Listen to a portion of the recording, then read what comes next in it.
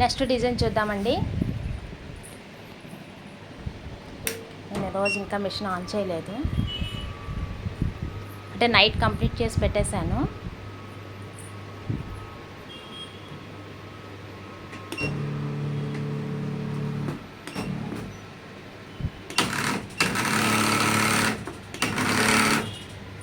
Back neck చూద్దాము.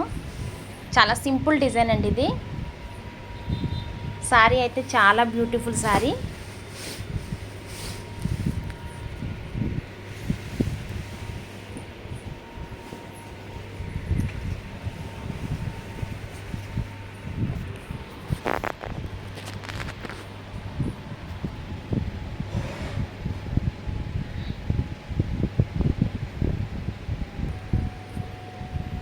ఇది శారీలో రన్నింగ్ బ్లౌజ్ వచ్చిందండి, అందుకని నేను బ్లౌజ్ ఇంకా కటింగ్ చేయలేదు. స్టిచ్చింగ్ చేసేటప్పుడు తీద్దామని మిషన్కి ఇలాగే ఫిట్ చేసాను.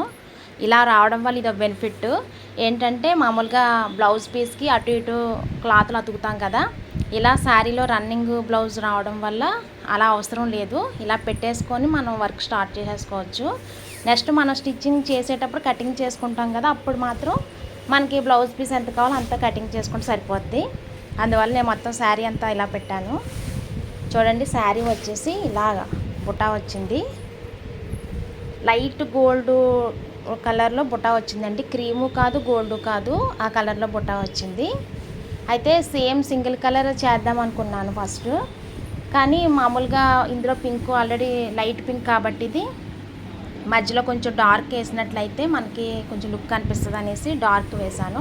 అంటే మొత్తం అంతా గోల్డ్ అయినా బాగోదు కదండి, క్రీమ్ గోల్డ్ అన్నమాట. ఇది పక్కా గోల్డ్ కాకుండా క్రీమ్ కలరు, అందువల్ల ఇలా వర్క్ చేశాను. శారీ అయితే చాలా బ్యూటిఫుల్గా ఉంది. ఈ కలర్ కూడా చాలామందికి ఇష్టపడతారు.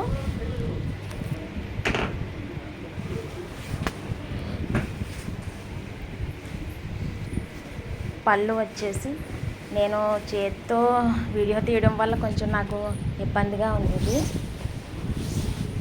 అంటే చేయలేకపోతున్నాను, ఇలా హ్యాండిల్ చేయలేకపోతున్నాను.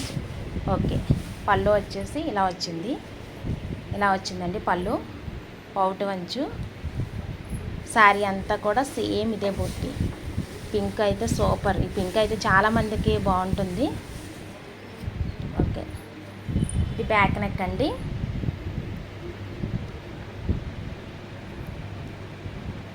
ఇది ఫ్రంట్ నెక్.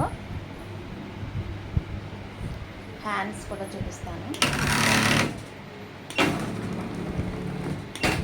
హ్యాండ్స్కి ఇంకా థ్రెడ్ కటింగ్ చేయలేదండి, ఎందుకంటే ఈ పక్కకు ఉంది కదా, ఇక్కడి నుంచి మనం థ్రెడ్ కటింగ్ చేయాలంటే కొంచెం కష్టము. అందువల్ల నేను బ్లౌజ్ పీస్ తీసేసిన తర్వాత థ్రెడ్ కటింగ్ చేస్తాను. నెక్స్ట్ ఇంకో హ్యాండ్.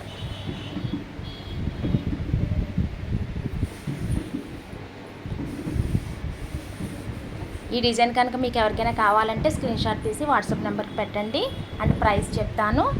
అండ్ మన దగ్గర చాలా రీజనబుల్గానే ఉంటుంది, విత్ బ్లౌజ్ పీస్తో సహా చెప్తాను. కాస్ట్ చాలా తక్కువగా ఉంటుంది, ఒక్కసారి ట్రై చేయండి.